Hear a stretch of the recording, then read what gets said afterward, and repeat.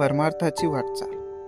स्वामी विरजानंद महाराज सांगतात, परमेश्वर हेच काय ते चिरंतर सत्य असून बाकी सगळे जग असार आणि नश्वर आहे. ही कल्पना जोपर्यंत तुमच्या अंतःकरणात पूर्णतः रुजत नाही तोपर्यंत ध्यानाच्या वेळी तुमच्या मनाची चलबिचल होणे अपरिहार्य आहे. इंद्रिय सुखांची लालसा जसजशी दूर होईल तसतशी परमेश्वराची भक्ती अंतःकरणात वाढीस लागेल व तसतसेच मन शांत होईल. ईश्वर भक्तीची थोडीशी चटक लागताच या जगातील सगळी सुखे तुम्हाला तुच्छ व निरस वाटू लागतील. जय रामकृष्ण.